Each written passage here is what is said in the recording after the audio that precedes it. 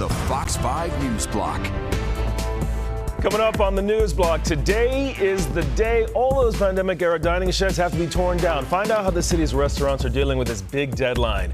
Plus, President-elect Donald Trump's plan for his first 100 days in office is coming into focus. Wait till you hear how aggressive it is. Good afternoon, I'm Duarte Geraldina. Welcome to the news block. Hope that you are getting some really great Black Friday deals while you're snacking on Thanksgiving leftovers as well. Here's a look outside right now. Meteorologist Nick Gregory is here with more on the forecast. Nick, are you still thinking about your brother's great meal? Oh, yes, yes, and waiting for some more leftovers, too. Well, our forecast today, not quite as pretty as we thought it was going to be there, Duarte. We had a lot of clouds out there, a couple of sprinkles around, but it's definitely as chilly as we expected. Low 40s Hudson Valley now, 44 only in the city down to the shore, and it's mid to upper 40s just stretch out across Long Island. Again, the wind mostly westerly. It's averaging about 10 miles an hour. There's a bit of a breeze, though. It is gusting 20, 25, even now gusting to 30 at Newark. So there's a little bite out of that wind with those temperatures in the 40s. A couple of sprinkles, as I mentioned, are around. Look at the snow squalls cranking in upstate New York. They're going to be measuring the snow there in feet. That is not coming our way, but we'll also just see the continuation of this west-northwest wind, and that's going to keep temperatures on the cold side. Look at the futurecast overnight going down to the low 30s in the city. This will be the coldest night of the season so far, with the coldest air arriving for the weekend. Stays in the low to mid-20s, areas to the north and west, and about 30s you get along the coast here, down towards Belmar there, 28 tomorrow. Lots of sunshine, and it's going to be a chilly day, though. We'll probably get stuck somewhere around 40, 41 degrees or so. That should be about it. Even colder for tomorrow night. We're down to the 20s in Midtown, some teens to the north and west. And then Sunday will feature bright sunshine, but again, temperatures are going to be on the chilly side, only looking at mostly mid and upper 30s for the area on Sunday. All right, down to 33 in the city tonight. Again, 20s to mid 20s to upper 20s in the northern suburbs with a few clouds. Sunshine tomorrow, but it stays a bit breezy at times, and temperatures will be stuck again to about 40 degrees for the high in the afternoon. Duarte? Just 40 degrees. Thanks so much, Nick. So today is the deadline for city restaurants to remove outdoor dining sheds. New rules only allow outdoor structures to be set up during warmer months, and that's not all. Now there are strict rules about how big they can be. Back during the height of COVID-19, these dining structures were a lifeline to restaurants. They help businesses survive the pandemic. Restaurants that don't tear down their sheds by today, well, they could be fined $500 for the first offense and $1,000 for each violation after that. And because there are still going to be fewer seats, some businesses say they're going to have to let some staff go. Which meant I hired more staff to cover the added business we were going to get. Now I got to remove 50% of my employees. Those who have taken down their sheds for the winter, well, they can put the new sheds back up on April 1st. And at least one person is recovering this morning after a crash involving an FDNY fire truck last night. It happened on 3rd Avenue near 112th Street in East Harlem around 9 p.m. Police say an FDNY truck and a car collided, and then the truck plowed through a row of city bikes. A civilian was taken to the hospital. No word yet on their condition. We still don't know, however, if any FDNY personnel were hurt during this collision. And the MTA is thinking about using drones to track all of its 6,000 buses. We know this because the agency's Department of Buses requested information from vendors outlining how drones could be used to create a, quote, real-time map of buses. Philip Valentini is the president of the union, which represents 700 bus dispatchers, and he tells the New York Post the plan is suspicious because the MTA already uses a program called Yard Tracker to keep tabs on its bus fleet. However, Valentini says Yard Tracker, well, it fails to accurately monitor the buses. Right now, we are in the thick of Black Friday shopping. Shopping centers and malls are just packed right now with deal seekers. Out in Woodbury Commons, shoppers got things really started bright and early at 6 a.m. Some things were already on sale for the holiday season, and today that additional Black Friday discount was slapped on at some stores. A lot of people were shopping online for Black Friday deals, but for some folks, it's all about actually going into the actual store. Because they can touch and feel the merchandise. They can be sure that they are getting something that isn't going to get hung up in a delivery delay or isn't going to get canceled by an online retailer. And they really kind of kick off their holiday season with a Black Friday early morning shopping. Woodbury Commons also had a few stores expand just in time for Black Friday, including Tory Burch and Marc Jacobs. Heads up if you plan to shop on Amazon over the holidays. The retailer says it's ramping up security by using AI and machine learning on orders. The company is issuing an alert about holiday impersonation scams that could prompt you to hand over sensitive personal information for credit card data. Amazon is saying look out for fraudulent purchase alerts on popular tech products, phishing scams, or fake shipping confirmations claiming payment is required that cause you to, that can actually cause fraudsters to get you. So you want to make sure that you watch out for that. Now, staying with Amazon for a moment, its workers in over 20 countries, including the U.S., well, they plan to go on strike between Black Friday today and Cyber Monday. Organizers of UNI Global Union said they're striking over labor abuse, environmental degradation, and threats to democracy. Now, in a statement, Amazon says the strikes were promoting, quote, a false narrative. Organizers said this will be the fifth straight year that they will be striking against Amazon during the start of the holiday shopping season.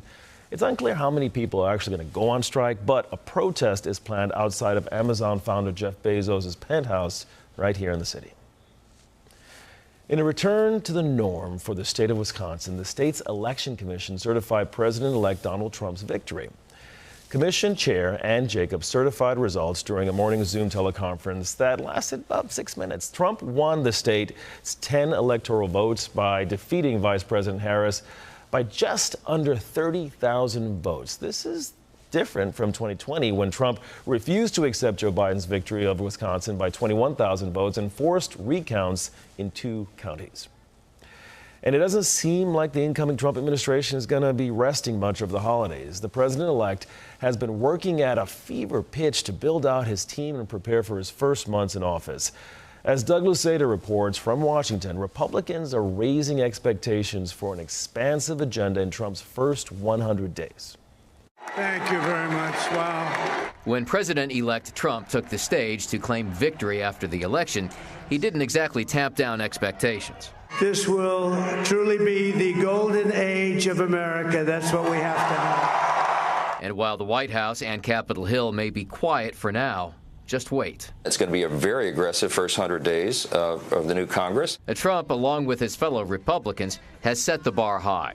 And his first days in office are likely to include a slew of executive orders to undo parts of the Biden agenda, spur energy production here at home, and secure the nation's borders, laying the groundwork for mass deportations. And both sides are spoiling for a fight. The American people have had enough. They want real change, and Donald Trump is going to bring it. It is unconstitutional to do what Donald Trump is trying to do. And so we're going to push back every single step of the way. But what's unusual about the Trump presidency is that this is really going to be his second first 100 days, and we can look back to his first 100 days back in 2017 as something of a guidepost. I, Donald John Trump, do solemnly swear. Back then in 2017, by April, the first Trump administration was celebrating that first 100 days, issuing this list of accomplishments. At the time, Trump laid claim to 30 executive orders and the passage of 28 laws.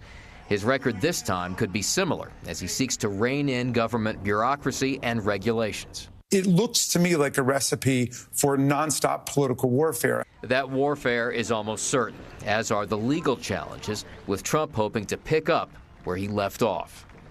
In Washington, Doug Luceda, Fox News. Thanks, Doug. We have a developing story that we're following right now. In the Middle East, newly released video shows the aftermath of a deadly large-scale airstrike in northern Syria.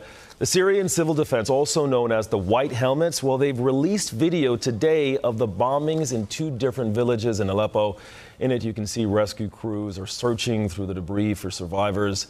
Syrian army and rebel sources say, quote, Russian and Syrian warplanes bombed the rebel-held northwest region near the border with Turkey. Now, according to the White Helmets, volunteers, well, at least 18 people were killed. Syrian state media is reporting right now some students at Aleppo University are also among the dead. And today, Dozens of migrants are rescued at sea after jumping into the water off the Libyan coast. Doctors Without Borders released video today showing their volunteers rescuing dozens of men and boys. Now, this is an important detail. These survivors, the men and boys, claim they were threatened by gunmen. The humanitarian group says armed men on 2 speedboats identified themselves as Libyan Coast Guard. MSF states that the speedboats took women and children and sped away. One of the rescued men, whose wife and child were taken away, claimed that the army and these armed men had fired into the air and into the water to stop the migrant vessel. And we have a recall to tell you about this afternoon involving cucumbers. Arizona-based Sun-Fed Produce is recalling the veggies sold between October 12th and November 26th because of possible salmonella contamination. The cucumbers in question, well, they were shipped to 26 states. Don't eat the affected produce. If you find them in your refrigerator, if you bought them, just throw it out.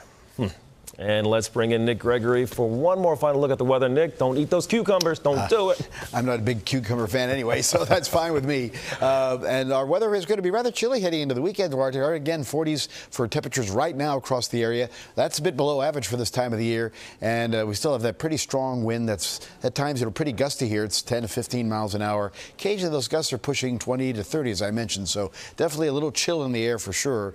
As again, our wind chill values are showing mostly in the upper 30s right now. So it's that time of the year we're going to start showing the wind chill chart. So far today, the highs have been in the mid to upper 40s. Again, the average high is right around 49. So we're in that ballpark as well. It's cold off to the north, not out of the 30s. You get to Binghamton down to State College, and 20s only in Chicago today. And again, that's the piece of that cold air coming towards us. All right, see on the satellite view, again, we have some snow showers off to the west. Those snow showers continue back towards the Great Lakes region. And our future cast, again, is going to show that we have pretty much that area of snow shower activity staying off to the north. It's just going to stay pretty cold for us here. All right, so 33 tonight, 40 tomorrow.